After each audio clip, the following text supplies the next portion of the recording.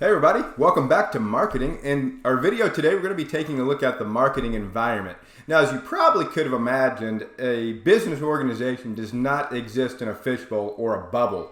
Everything they do is done in the context of a larger environment. And there are all these things in the environment that are going to impact how a business pursues its marketing plan or its marketing mix, our 4Ps. Remember, product, price, placement, and promotion. So our goal today is to learn a little bit about that marketing environment and what goes into it. Now, we saw a real life example here in Ohio. The Renaissance Fair in Waynesville opened up this past week. And if you've ever been to the Renaissance Festival, you probably know that one of the big draws there is you can get the big turkey leg. The grilled turkey leg, you can walk around and eat it like you're a person back in the olden days there. And it's delicious and it's gaudy and it's all those great things that makes it such a wonderful festival food. Well, PETA put up a billboard outside of Waynesville urging people not to eat the turkey leg. And so that's a good example of an organization operating in a marketing environment and having what we would call a social environment factor impacting how it's trying to conduct business. So we'll talk more about that in a little bit. Then we also saw an example in our discussion board earlier this week about SeaWorld. SeaWorld used to be a beloved vacation spot for a lot of people in Florida, and it kind of morphed into this thing where, well, now it's an amusement park with a horrible zoo that's keeping all these animals against their will, and it really just kind of blew up on them, and they've been spending literally the past 5 years fighting back against this perception that they're mistreating animals and that they're caging animals, and it's been a really hard thing for their business to recover from. So we'll talk about that in our discussion board this week. But the big question we're going to tackle right now, what are the components that make up that marketing environment? Now, we know about the 4Ps. We know about product, price, promotion, and placement or distribution. All of those take place within the marketing environment. So we can see right here the 5 areas of the marketing environment. We have a technological environment that we work within, a political environment, a competitive environment, a social cultural environment that we just talked about a little bit, and an economic environment. And you'll notice those environmental factors are outside of the 4Ps. So they're kind of working outside of everything that we do. So when we pursue our marketing plans, when we pursue our marketing mix, it's all done within that environment. So let's go into more detail and talk about those areas. How about the competitive environment? Every single business, not-for-profit, faces competition in some way, shape, or form. And the competition takes on 2 different types. It takes on the form of direct competition and indirect competition. And just to use the example of coffee, premium coffee drinks like you might get at a coffee shop. Right now in Wilmington here in Ohio, we have a McDonald's, which is going to serve the McCafe beverages. We have a Starbucks right across from that.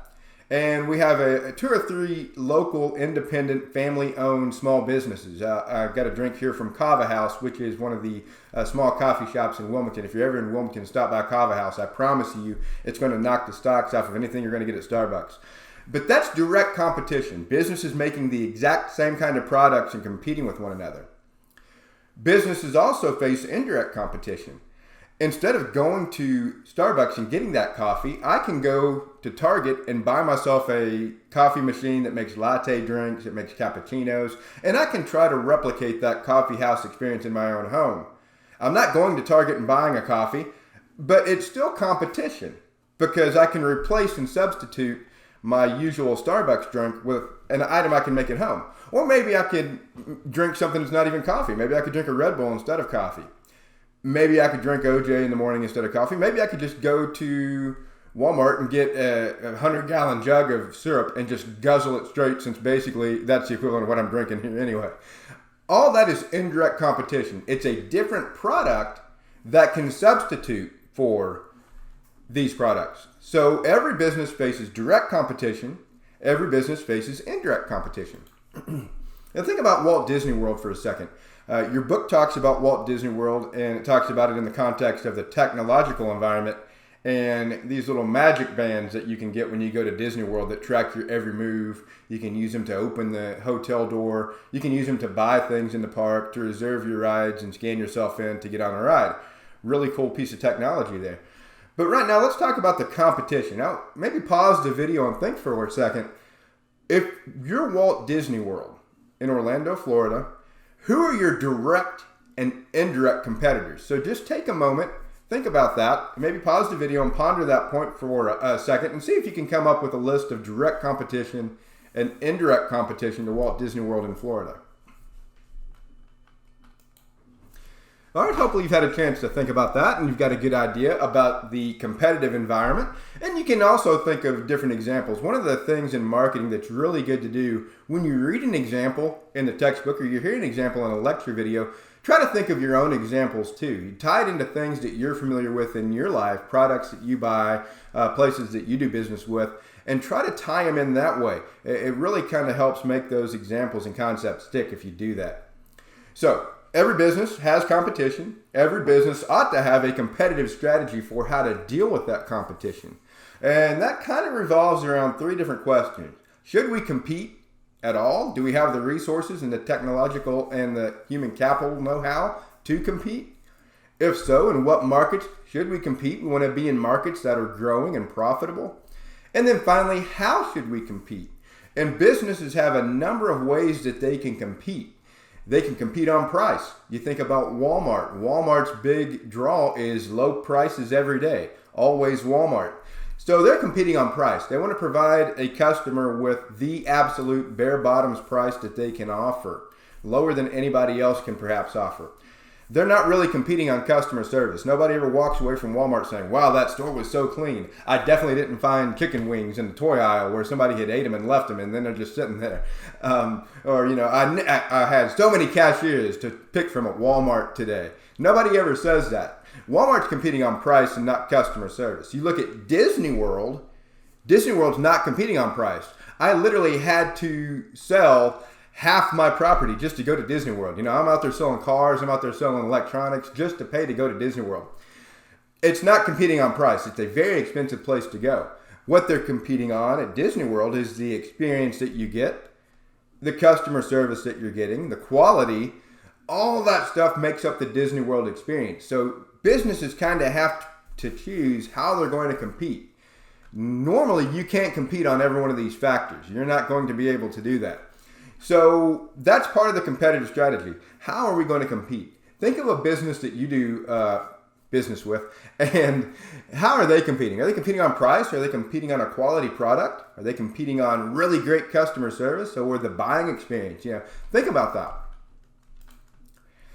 We also have a political, legal environment that we have to operate in if we are a business or a not-for-profit organization. And the political, legal environment is basically all the laws that we have to follow. And if you're a marketer, there's a whole lot of them.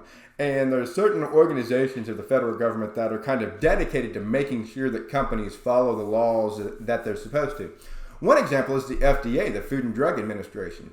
If you're making a product that people are going to put on their body or put in their body, you fall under the jurisdiction of the FDA, and they're going to test your product to make sure that it's safe for people. They're going to test the claims that you're making and make sure that those claims are accurate. Otherwise, they're not going to let you make those claims. And one example right now in real life that's going on is the e-cigarette products like the Juul. The FDA is starting to investigate those to make sure that they're safe for consumers to use, because there are a lot of cases popping up of people getting vape lung and ending up in the hospital. So the FDA is all over that, and you might see some things come out where the marketing of those products is going to be restricted, or the sale of those products might be restricted, depending on what the FDA finds out. Other organizations that kind of help protect consumers from marketers and their claims and their products. The National Highway Traffic Safety Administration. You may have heard about the Toyotas having airbags that explode at random times, or they explode too hard and hurt people. They're investigating that, and they've demanded that some vehicles be recalled because of the Takata airbags. The Federal Trade Commission, they enforce a lot of truth in advertising laws. And if you have any kind of advertising, you have to be able to verify the claims that you're making, and they have to be rooted in fact. So the FTC kind of is involved in making sure that that's the case. And they have to do that because we as consumers, we're kind of easy prey. We tend to believe anything that's put on a package, and we follow those packages pretty closely. And to give you a real good example of that, there's a book called Biology. The author's name is Martin Lindstrom. He's kind of an expert in an area called neuromarketing, which is where literally marketers stick electrodes to your head and measure your brain waves as you look at advertisements to see which ones are setting off your brain waves. So it's kind of at the cutting edge of what we're doing in marketing technology now. But in his book Biology, he tells a story about, I think it was L'Oreal, some business in Europe that was coming out with a new shampoo.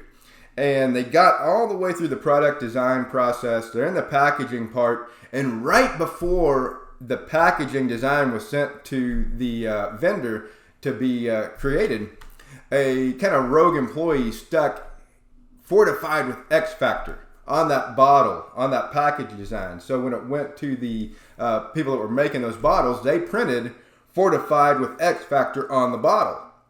There is no X Factor. He just totally made it up. It was a rogue employee, slapped it on there, thought it was a joke. Ha ha, I'm being funny. So all these bottles got made that said shampoo fortified with the X Factor. They went to the stores. People bought it. Well, it finally got caught. Someone in marketing said, wait a second, there is no X Factor. That shouldn't be on there. The second round, they took that off of there. And now the bottle no longer says fortified with the X Factor. The consumers of this product went crazy. They flooded the place with calls saying, I want my X Factor. Why did you take out the X Factor? It worked so well for my hair, and all of that. So it just goes to show you that we are kind of, as consumers, idiots when it comes to what's on the bottle, and we're really heavily influenced by it. So we need to have some kind of government organization in there saying, wait a second, we need to verify the claims that are being made on the label for the sake of the consumer.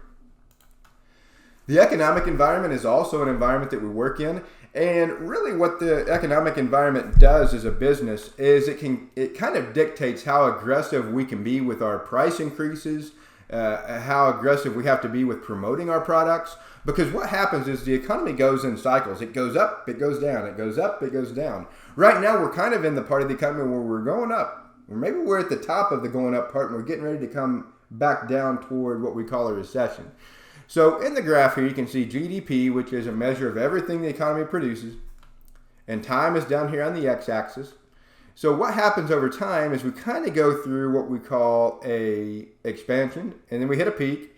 We go through a recession, expansion, peak, recession, and we kind of complete that cycle over and over and over again.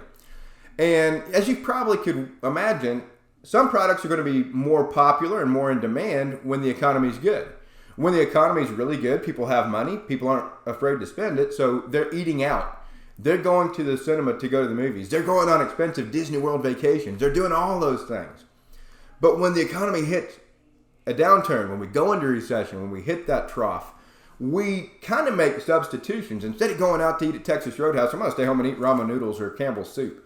Instead of going to the cinema, I'm going to stay home and go to Redbox for $1 as opposed to $35 or whatever it costs to take family to your movies these days. Instead of going to Disney World, I'm going to go to Cowan Lake out here in Clinton County. I'm going to camp. We make these trade-offs when the economy's good to when it goes bad. And, depending on what kind of industry I'm in, I have to prepare for that. If I'm McDonald's and we're in a boom time and the economy's doing really well, my advertising probably is going to focus a lot on that $1 value menu. But man, when the economy goes into the toilet, if I'm McDonald's, I'm going to be all over there with that $1 menu. Every commercial you see is going to talk about that $1 value menu and that $1 McDouble, So the economic environment really dictates a lot of the strategies that we pursue as marketers. And the trick is to get out in front. If I'm McDonald's, you go back to that value meal example, if I'm just starting to advertise my value menu down here at the bottom of the trough when we're getting ready to go into expansion, I'm too late. I'm too late to the game. I need to be advertising that value menu right here at the peak, right before we go into the recession. So that's the trick for a marketer is how do you kind of look at the economic environment and make sure that you're out in front of it? Where are we going in the economic environment? Well, a recent article in the Wall Street Journal says that we might be heading into a recession. And the bellwether, the indicator that they're using is RV shipments. Generally speaking, RV shipments or RVs are a luxury product for the middle class and the upper class. So when times are good, we have a lot of money to spend. The people in the middle class, upper class, they're out there buying RVs. They're going camping on these big fancy camping trips, not like the tent pitch at Cowan Lake that I showed you. So when those sales start to decline, it's generally thought that maybe middle, upper class people are pulling back. They're not spending as much. They're not as confident about the economy. They're tightening their belts, getting ready to go into a recession. So this happened at the end of August in 2019. Maybe we're heading into a recession based on that. Also, technological environment is a big environment that a business would operate in. A technological environment is basically the tools, the technology that maybe help us provide a better product, provide a better service, or do things more efficiently so we can offer lower prices to our consumers. A couple examples of the technological environment. Nike Fit. Man, have you heard about this thing? One of the biggest problems with buying shoes online is how do you know if they're going to fit you? And then you got this whole thing, you wait a week to get them, you try them on, you send them back, you wait a week to send them back, and then they send you the new pair. You've got 3 weeks invested in just buying a pair of shoes here, and it's a pain. So what Nike's trying to do is, what if we could figure out a way to make sure that everybody buying those shoes on their app at home got the exact pair that fit them? So they came up with this great idea. Why not make an app, we'll call it Nike Fit. Why not make an app that we can scan our feet with, it measures your foot, and then we can match you up with the exact pair of shoes. Now think of what that does for Nike. Cutting down returns, improving customer satisfaction, increasing sales. I may buy more shoes online if I don't have to worry about sending them back. So a great example there of the technological environment and how it can help a business. Or maybe you've been to Little Caesars, the hot and ready. You can buy a pizza with your app, and you can go right into Little Caesars, and you don't have to talk to anybody. You just walk up to this little oven right here, punch in the code, the door opens, you get your pizza. Man, for people like me that are introverted, I don't like to talk to anybody. If I could go through an entire experience of buying something without dealing with a person, shoot, I'm all over that. So that's kind of an example of how technology can help the consumer, also help the business sell more pizza there. And finally, we talked a little bit about the Magic Band technology that Disney has and how you can schedule rides and you go to the ride and you literally put the Magic Band up to the little thing and it turns green and you can go in and get on the ride without having to stand in line. They take that one step further and they notify you as a Disney World visitor or patron if a ride breaks down. That way you don't show up, you don't walk all the way across Magic Kingdom, a 30-minute walk, and you get there and like, oh my gosh, Big Thunder Mountain is down. So they send a push notification to your Magic Band, to your phone, and your email that says, hey, there's a problem with the ride. We'll switch you into something else or you can come back when it's working. It saves a visitor a ton of time. It's very convenient, and it makes the theme park experience that much better because I'm not standing in line. So technological environment is a big factor in how we deliver products and services. The social cultural environment, we mentioned it a little bit already, that relationship between the marketing that we do and society and culture. And there's all kinds of things that are always going on. I just put some examples up here. I'm sure you could probably think of a lot of other ones, but social media trends. We have things that go viral nowadays. And marketers try to get on that boat and try to promote their brands now by jumping on different social media trends. Inclusive marketing, we'll talk about in a second. We have the aging of the baby boom. All these baby boomers have disposable income. They're getting older. So we're grappling with how do you market to people that are, 60, 70, 80 years old. And, without offending them. They don't want to be told, oh, you're getting old. They don't want to see a lot of advertisements with, a bunch of gray hairs that are just kind of sitting around. So marketers are trying to figure out how do we effectively market to that baby boom generation. On the flip side of that coin, we have millennials who are now starting to enter the working world, who now have disposable income, who are doing things different than the generations before them. They're not really marrying and having kids at the rate that the generations before them did. So marketers are scrambling to handle that. What do you do if your Pampers, and the generation coming up isn't having as many kids? How do you handle that, And then we have this melting pot culture where all these different groups are starting to have a really big influence on our culture.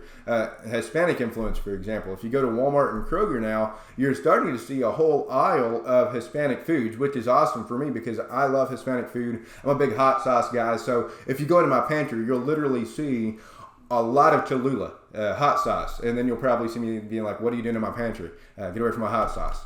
But a couple of those examples here, social media trends. The Popeyes chicken sandwich, I mentioned it in our other video last week, was a big deal, and it really kind of blew up for Popeyes, this chicken sandwich that they came out with, and they ended up selling out of it. They actually had to say, hey, we're out of chicken sandwiches. Don't come for this because we don't have it. We'll be back. In an ingenious stroke of marketing, they told people, but download our app. If you download the app, we'll send you a push notification when we get the chicken sandwiches back.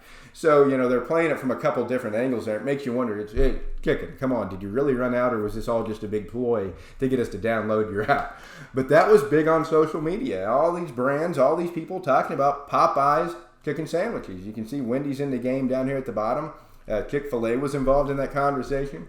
Shaquille O'Neal, he has a chicken place in Vegas. He even got involved in it. So it was a big cultural phenomenon. Inclusive marketing is also another one that is big, especially now in June. It's Pride Month, and you see a lot of brands try to align themselves with Pride Month and come out with things that maybe have the rainbow colorway on it, or inclusive marketing that might show a same-sex couple. And some marketers and some brands really pull that off well. And there's kind of a backlash against some brands because it feels like they're just jumping on a bandwagon. And the LGBT community really kind of lets them have it from a backlash standpoint. And if you do Google, you'll probably find some examples of different brands that have run amok of that, or caught the wrath, I should say, of that particular group of people, just because they feel that those brands are pandering and they're not really serious about their commitment to their movement. So Nike usually does a pretty good job. You can see the Air Max 90s here with the colorway on it. But that's the marketing environment. Political, legal, competitive, social, cultural, economic, and technological. You need to be aware of each of those areas, and you need to be aware that all the marketing that we do happens inside that group of 5 environments. If you have any questions, we can talk on Canvas. There's a live chat that I've posted. You're always welcome and encouraged to add a discussion board thread if you'd like to. So if you maybe find an interesting article out there, you maybe want to talk about one of the environmental areas, start your own thread. I'm sure the class would love to interact with you. And then also you can always get a hold of me via email if you have any questions or want to talk about anything further. Have a great week, and we'll see you next time.